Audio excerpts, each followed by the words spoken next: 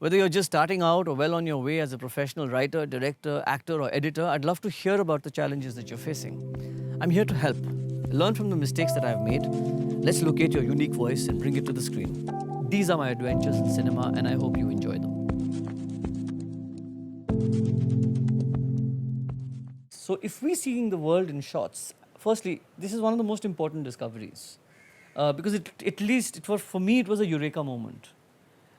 Because it means two things. One is that everyone does the same thing. Everyone perceives the world in the same way, in shots, in little images. And so the second thing, which is the natural sort of logical corollary to that, is that if everyone is perceiving the world in shots, then necessarily everyone has some sort of common universal human language that joins them together. Visual language, I meant, universal visual language. Now, what makes a dream different from cinema? That's an interesting point of view because dreams are sort of, firstly, they're not structured, they're not authored the way a cinema is authored. You don't go around with the camera in your dreams and take the shots. These dreams just seem to give you images from what we discovered from Freud was your subconscious.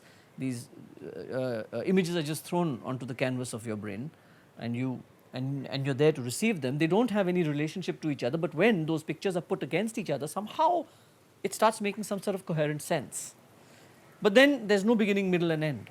A dream is sort of open-ended. Cinema of Lynch, for example, is more like a dream. Fellini's 8.5, it's a bit like a dream, sort of. So it doesn't have it seems to just go on its own, right? But Hollywood classical cinema, the 3-act structure of Aristotle, or the 5-act structure that we were taught by Shakespeare. Now, this is a structured activity. There is a certain sense of beginning. There's a certain sense of a crisis. There's a certain sense of catharsis at the end of that crisis, and there's a certain sense of resolution at the end of the catharsis. And then there's a journey home where the hero finds him. Okay, now we start seeing that there's a structure here. There's some sort of there's a brain. There's a man. There's a person. There's a human being who's organizing the story, who's putting it all together, right? And this fundamentally is the difference between dream and cinema or storytelling, which is again very interesting. Why? Because it starts bringing us closer and closer together to what is it that we need to be doing as storytellers in order to tell stories more effectively, more emotionally, more emotively. What do we need to do to connect to an audience? These are all suggested once we start making comparisons like this. Okay, so then, if one thinks about the first films that were ever made, they were like these one-shot wonders, right? What used to happen? There used to be a circus usually, and amongst all the gymnasts and the trapeze artists and the clowns, there used to be this tent.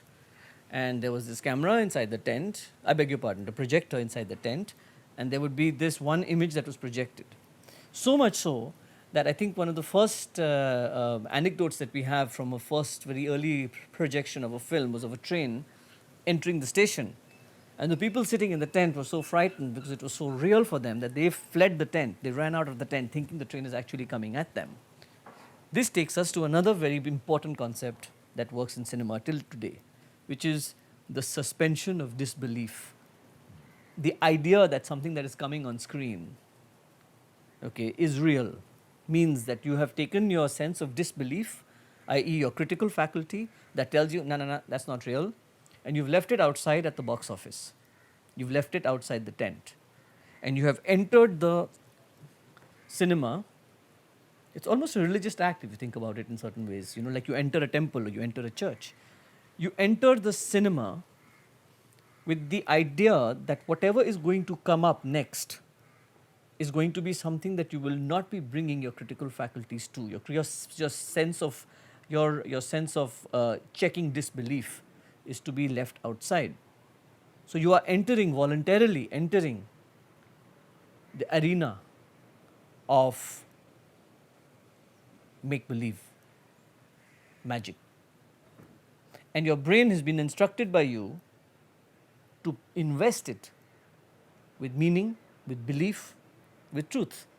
And that's how cinema works. So what do filmmakers need to do? They need to make sure that the audience's sense of disbelief is not tested to a point that they start saying, yaar, this is not working. That's all filmmakers need to do.